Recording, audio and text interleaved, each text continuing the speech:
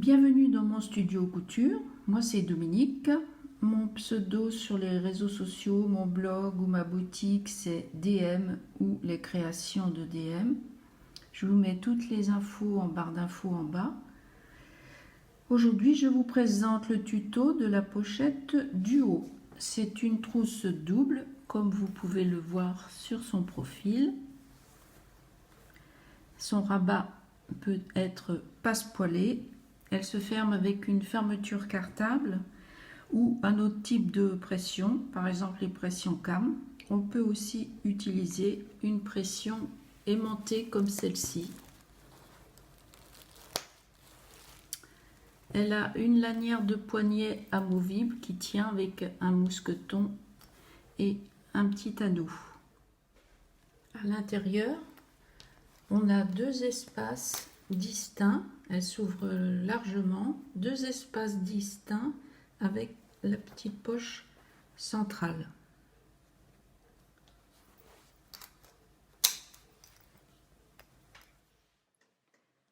Comme toujours, il faut imprimer les patrons à la bonne échelle, c'est-à-dire il faut que le carré de la première page fasse bien 2 cm.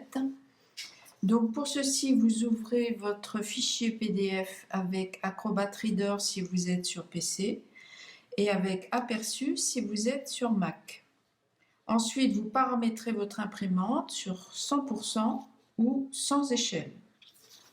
Moi, j'imprime toujours mes patrons sur du Bristol parce que je trouve que c'est plus solide, plus épais et qu'il est plus facile de tracer ensuite le patron sur le tissu. Donc là, j'ai tous mes patrons, j'ai bien collé les deux morceaux indiqués avec du scotch pour avoir toute la pièce. En ce qui concerne le tissu, j'ai choisi ce Liberty Mitzi couleur nougat et l'intérieur avec cette cotonnade avec des petites plumes dorées. Donc là, j'ai entoilé toutes mes pièces indiquées. En ce qui concerne le double entoilage, c'est très simple. Là, j'ai posé la première couche d'entoilage et là, je pose le double entoilage. Je vais bien le centrer en m'alignant sur les milieux et je vais coller avec mon fer température coton. Il s'agit d'un entoilage tissé en coton et non pas de lin tissé qui donnerait un effet beaucoup trop cartonné. Alors, si vous voulez poser un passepoil, il faut utiliser un passepoil fin parce que c'est une petite trousse, largeur 1 cm terminé. Donc là, sur la pièce D, qui est l'arrière de la trousse avec son rabat, qui va venir comme ça, il y a ici 2 repères. Donc je crante, je fais une petite fente sur chaque repère et je vais poser mon passepoil à partir du repère, comme ceci. Mon repère est là, je vais vous mettre une petite épingle. Voilà, mon repère est là. Donc, je vais poser le passepoil au bord du tissu sur le repère en biais. Je vais épingler comme ceci et épingler tout autour.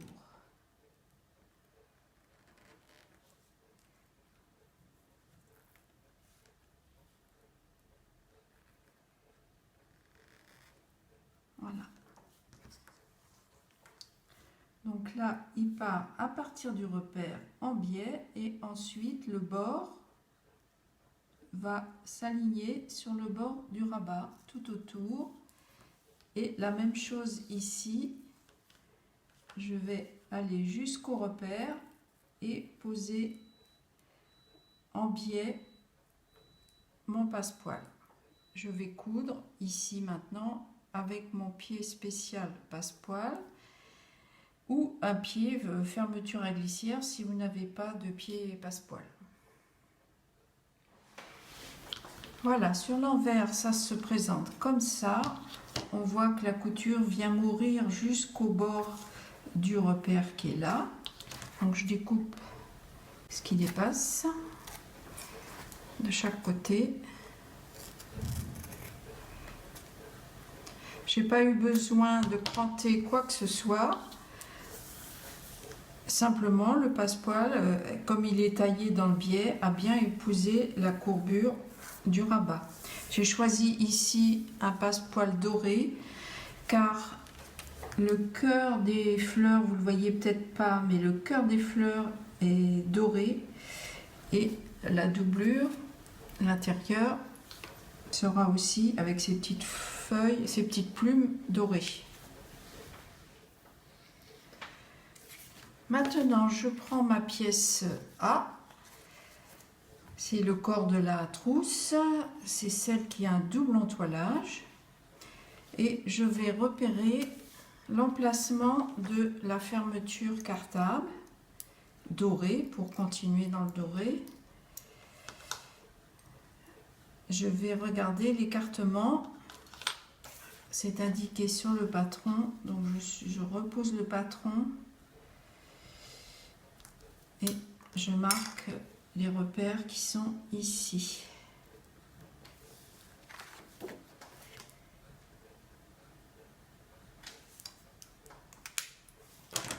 Et je vais avec mon poinçon faire un trou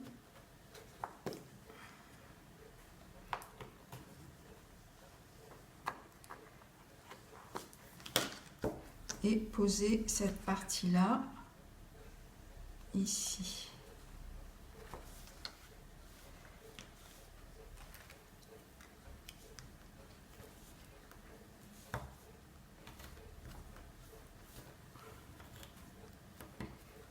Je pose la plaque et je vais rabattre comme ceci.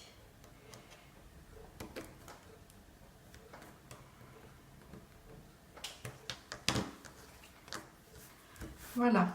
Alors maintenant, je vais prendre l'intérieur de la trousse, côté A.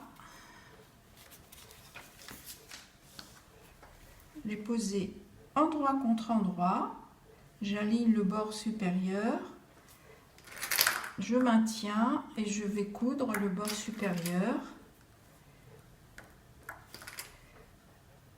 tout simplement. Et je vais venir faire une couture ici à 7 mm tout le long. Ensuite, je vais cranter avec mes ciseaux cranteurs, retourner les tissus et repasser. Voilà, j'ai fait ma couture.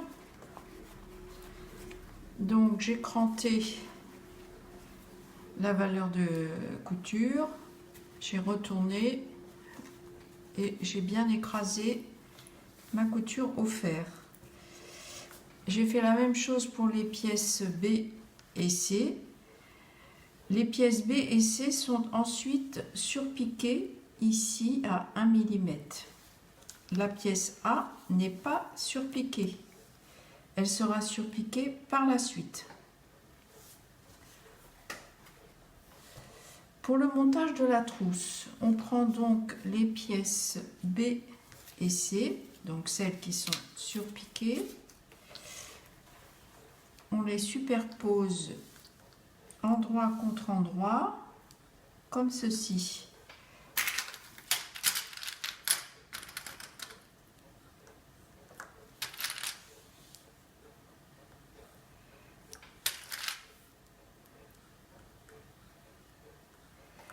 Je vais utiliser le patron G qui va me permettre de dessiner la poche centrale. Je dessine autour de la pièce G et je fais une couture sur cette ligne. Voilà, la petite poche intérieure est cousue. Avec mon patron, je vais repérer mes deux points X, mes deux repères X, ici, avec mon mon stylo effaçable. Voilà. La partie que j'ai repérée, je vais la mettre au dos. Je vais maintenant replier cette partie-là de façon à ce qu'elle ne soit pas prise dans la couture que l'on va faire après. Donc, moi je fais comme ça, avec les pinces, je suis sûre que ce sera bien mis de côté. Ensuite, je prends la pièce A, je prends bien soin d'ouvrir la doublure et je superpose mes morceaux comme ceci. Je vais aligner, peut-être me mettre dans l'autre sens pour qu'on voit mieux. Je vais bien aligner les bords supérieurs et je vais maintenir tout autour.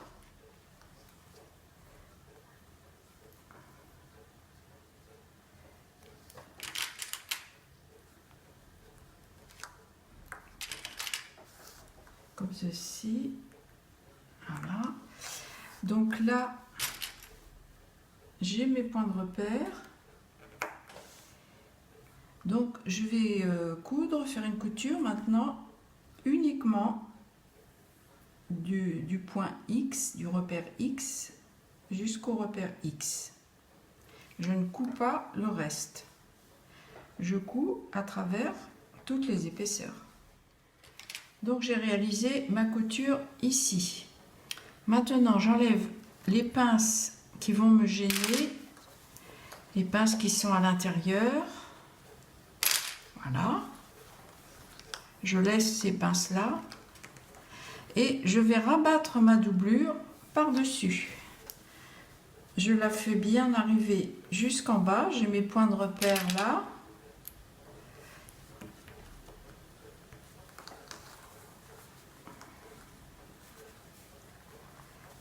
Et je pince tout autour, comme ceci. J'aplatis bien. Pareil de ce côté-là. Là. Et voilà.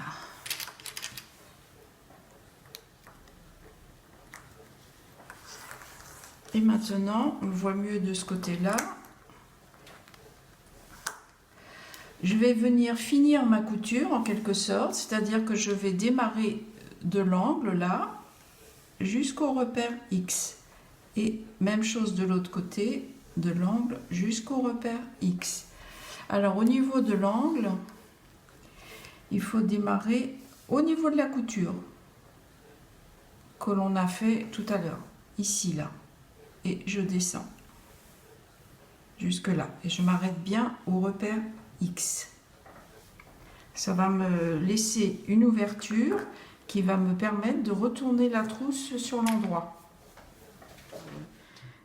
Gros plan sur la couture pour vous montrer où doit commencer et finir la couture. Donc maintenant je vais cranter les arrondis avec mes ciseaux cranteurs comme ceci.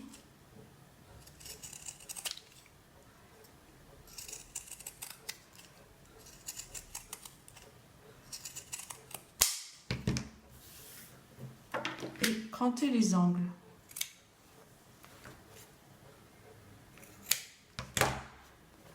Et maintenant, je retourne ma trousse par l'ouverture laissée.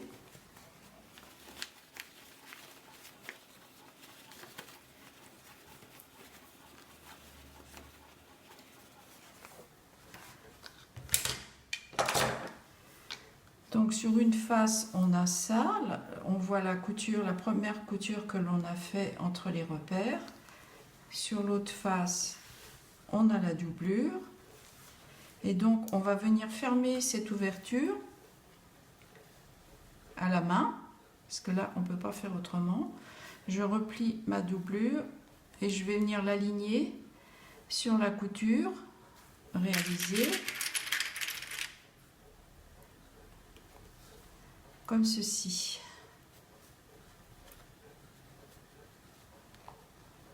Et je vais venir fermer à point glissé à la main.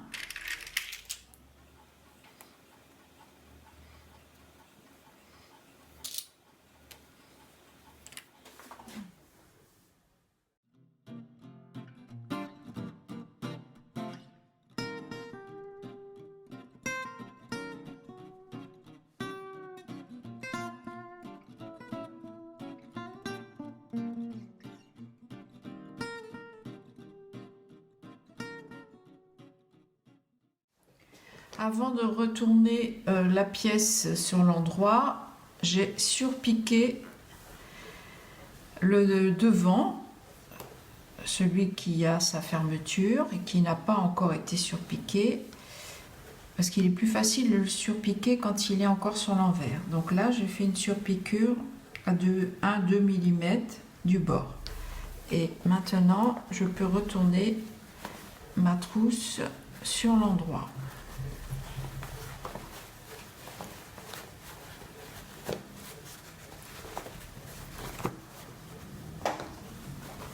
Et vous devez avoir ceci, les deux devant qui sont cousus et le troisième devant qui lui est libre.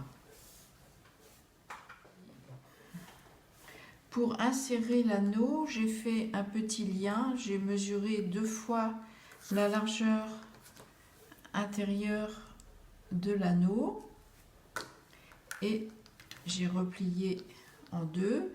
Et j'ai cousu de chaque côté pour maintenir le lien. Ensuite, je passe l'anneau, je passe le lien dans l'anneau, je vais mettre une petite épingle et je vais venir le coudre sur ma trousse, sur la partie arrière, celle qui n'a pas été encore cousue. Et je vais l'insérer à au moins 1 cm du bord. Je fais une petite marque. Et donc, je vais venir le coudre ici.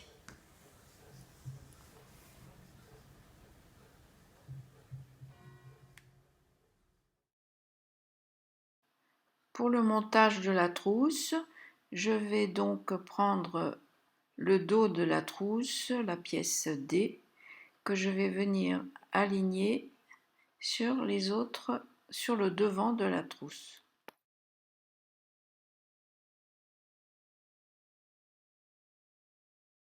J'aligne le haut de la pièce au niveau du repère haut, ici. Et même chose ici, je repousse en dessous ce qui me gêne. Voilà. Je vais aligner tous les tissus et poser des pinces tout autour.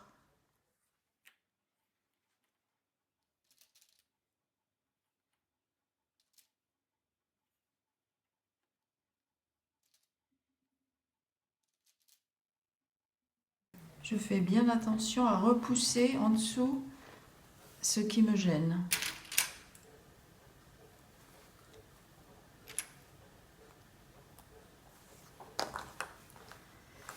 Et donc, je vais, comme la première fois, piquer entre les deux repères X. Je pique uniquement le bas de la trousse. J'ai mes 2 repères qui sont indiqués là. Voilà, donc je n'ai cousu que la partie basse entre les repères X. Maintenant, je vais poser par-dessus la doublure D.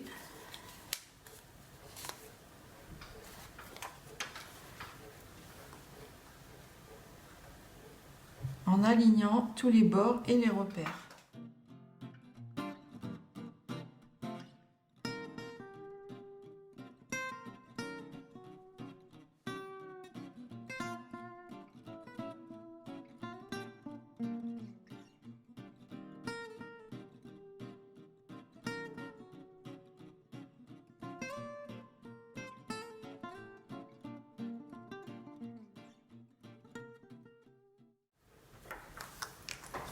Voilà, après avoir mis toutes les pinces tout autour, je vais coudre du point X ici tout autour comme ça jusqu'à l'autre point X. Je ne coupe pas en bas Et pour coudre, je vais me positionner cette face entoilée vers moi, de façon ici à suivre la couture du passepoil que j'ai déjà réalisé.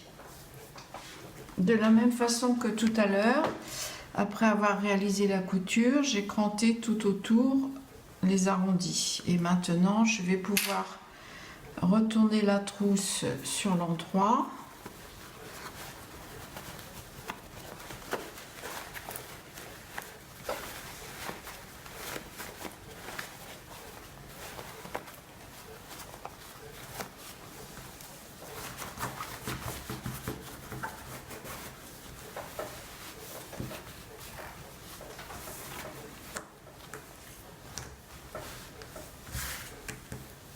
Voilà, je vérifie au niveau des angles et de la couture du passepoil. Je vais maintenant faire une surpiqûre tout autour du passepoil jusqu'ici. C'est plus facile de le faire, je trouve, quand on est dans cette position-là, avant de retourner complètement la trousse. Et puis ensuite, je vais fermer l'ouverture à la main, comme tout à l'heure. Voilà, j'ai fermé à la main cette ouverture. Je vais pouvoir retourner la trousse sur l'endroit.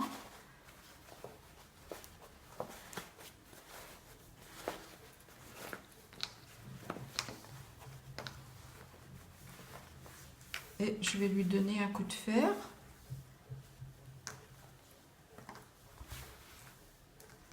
Voilà. Pour la lanière de poignet, j'ai taillé ma lanière et je replie les grands côtés vers le milieu, je repasse et je replie encore en deux en alignant bien les bords et je repasse. Ensuite, j'enfile la lanière de poignet dans le mousqueton, comme ceci, et je vais mettre les petits côtés bord à bord, endroit contre endroit, comme ceci, en ouvrant la lanière. J'aligne le tout et j'épingle.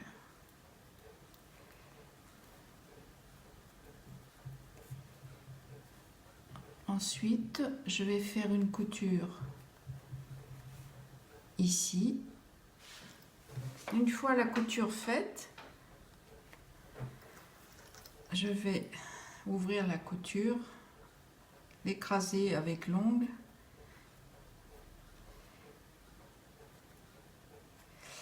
et ensuite replier ma lanière comme ceci. Voilà. Et je vais coudre tout le long de la lanière au fur et à mesure, comme ça, en faisant glisser le mousqueton au fur et à mesure, et à la fin, j'arriverai ici, la lanière sera cousue. Une fois la lanière cousue, je vais positionner le mousqueton au niveau de la couture, comme ceci. Et je vais venir coudre pour fixer le mousqueton. Je vais venir coudre ici, largeur, de façon à ce qu'il y ait la largeur d'un pied de biche, que mon pied de biche puisse passer. Je vais faire quelques points de couture ici, aller-retour, pour bien maintenir le mousqueton sur la lanière.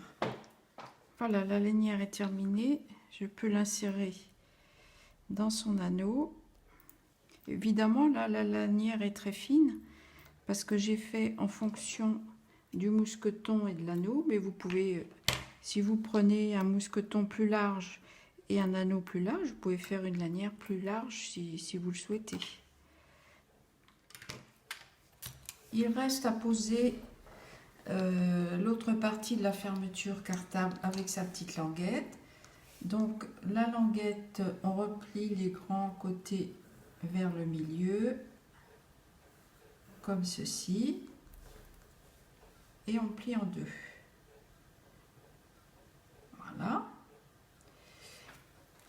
Moi, je mets un petit peu de colle ici pour que ça tienne. Voilà. Alors, évidemment, il faut poser cette fermeture cartable bien au milieu. Donc, un petit truc, vous utilisez la pièce des primes, c'est-à-dire la pièce qu'on a utilisée pour l'entoilage. Elle est pile poil à la bonne dimension de la trousse terminée. Voilà. Et donc, vous faites un petit point ici au milieu, petit point repère.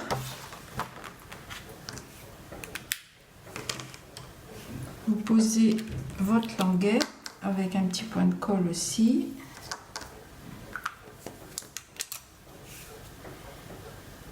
Ici.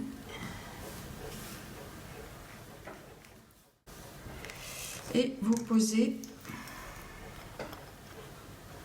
votre fermeture cartable, vous la pincez. Je vais quand même vérifier par rapport à ce que j'avais fait ici. C'est bon.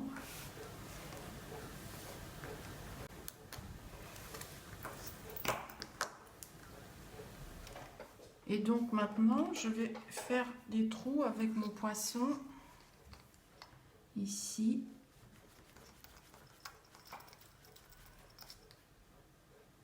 De chaque côté. Et je vais insérer la petite barre et fermer les languettes là, de chaque côté.